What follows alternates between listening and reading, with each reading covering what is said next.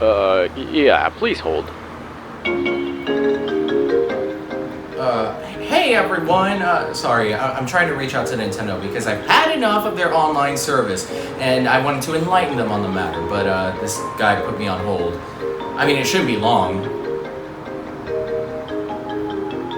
Maybe I'll practice my speech one more time. The Nintendo Switch. This is arguably Nintendo's best creation ever. It was just revolutionary to play big titles both on the TV screen as well as on the go using one device. Back in its initial announcement, everything was sounding amazing, from the console itself to the titles that would be on the Switch. Oh man, I can't wait to play a brand new Metroid. Yeah, I'm still waiting. However, there was something new Nintendo was looking to jump into, something they have never done before: a paid online service. For years, Nintendo allowed users to play online completely free, whether it was playing Mario Kart on your DS or Splatoon on the Wii U. However, the concept of a paid online service isn't anything new, as both Microsoft and Sony have implemented their own services that allow for online play, but also come with some neat perks. So as long as Nintendo can make their service appealing and justify the necessity of having a paid online service, then there shouldn't be any issues.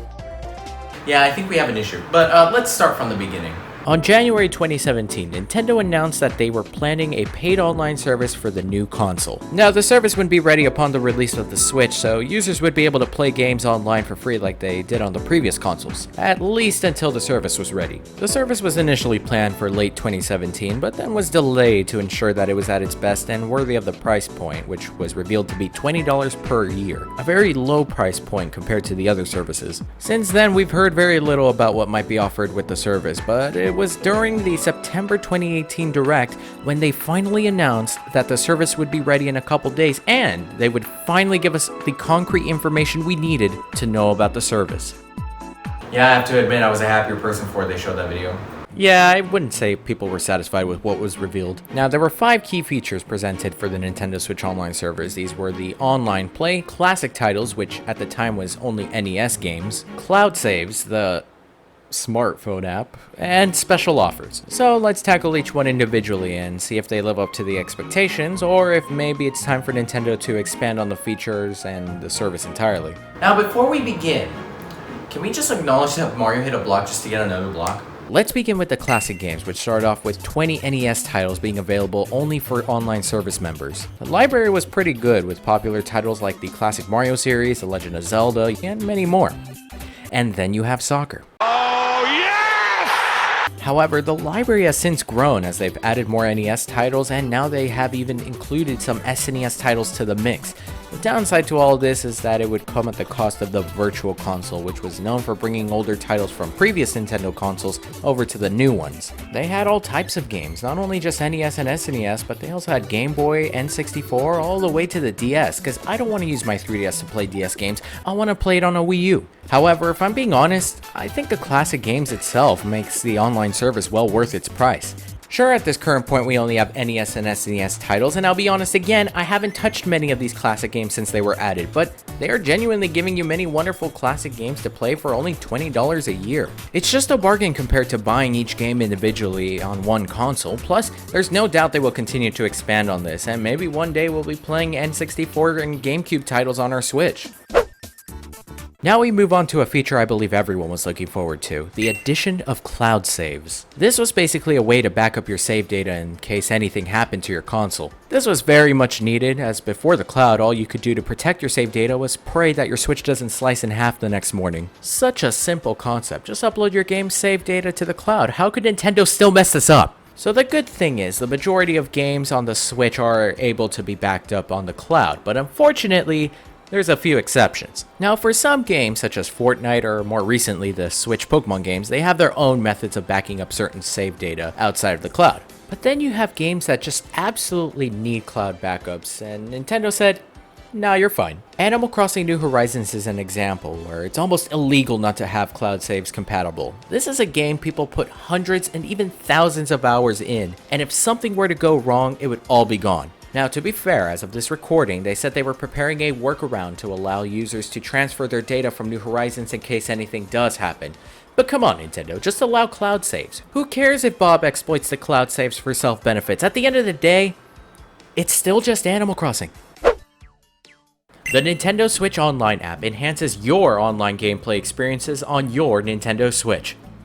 is what Nintendo wants you to believe. Yeah, the Switch Online app really isn't anything too special. It's Nintendo's way of saying, hey, you want a native voice chat in a party system? Try this instead. The main takeaway of the online app was that you could finally voice chat with other players in certain games from your phone. But why would I do this when Discord exists? Discord itself provides more than the online app does. I mean, do you know how many communities I can find on Discord and just voice chat with them? Look, it's Weep Kingdom. Now, outside of the voice chat, the app itself offers certain perks for a few games, but they aren't really anything to go wild about. I'd say the only neat feature I personally like is the ability to upload and watch Smash Bros. Replays on the app. That's pretty cool, but outside of that, there really isn't anything too special about this app. Now, I do think Nintendo should keep the app for some of the side features they've added, but they should just implement native voice chat for their big Switch titles instead of using the mobile device. It's just inconvenient. Special offers. We love to hear those words, but when it comes from Nintendo's mouth, it usually doesn't mean much. However, to be fair, Nintendo has done some pretty cool stuff when it comes to exclusive offers. They had the Nintendo Switch game vouchers, which allowed you to buy 2 big titles for $100, which if you chose 2 $60 games, you just saved a clean $20. However, at least in the US, they stopped selling these back in 2019, which is just disappointing. But then they did these 1-week game trials for first-party games. No, these weren't demos. You were actually given the complete game to play for a week before they would end the session and you'd be asked to buy it. It was a smart tactic and a fun way to introduce new games to Switch owners, but why doesn't Nintendo go a little further with this and slap like a limited time discount for trying out the game? Money! Tetris 99 was released and is exclusive to its members. It's actually not a bad game, but it's just not for me. And finally, the classic controllers, which members could buy. It's actually really cool having these classic controllers usable for the Nintendo Switch, but I have 2 problems with them. You can't really use the controllers outside of the classic games because, they don't have a joystick. And also, why are they so expensive? I'd rather buy a copy of FIFA 20 over a pair of NES controllers. I just realized what I said and I take it back. However, overall, these offers aren't too bad. I remember 2 years ago talking about how they barely had anything being offered, but they finally stepped up their game a bit. I still wish they did a bit more, like bringing in more exclusive discounts and game trials, but hey, it's better than nothing. Finally, we have online play itself. I mean, it's the Nintendo Switch Online service. Surely they must be working hard to... Nope, nothing has changed. The online play for the Switch literally just means you can play online. There's nothing different or enhanced about the online in comparison to before the online service began. This honestly wouldn't be too bad if the Switch's online wasn't terrible. My goodness, there are some games that just lag like crazy when it comes to online play. Lucky for me, I don't play a lot of online multiplayer games on my Switch, but for those who truly dedicate time to games, especially like Smash Bros, online lag really is your worst enemy.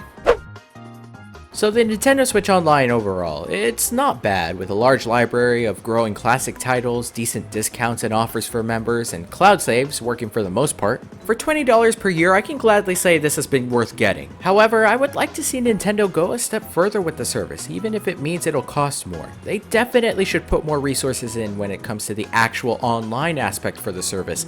They should definitely work on implementing native voice chat for big titles or going a step further and implementing something like Discord on the Switch. They did say they were working on improving the online service, but I really do hope it means doing more than just adding N64 titles. So there you go, the Nintendo...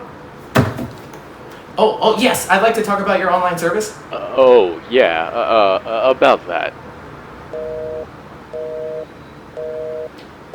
Well, at least it still went better than when I called AT&T.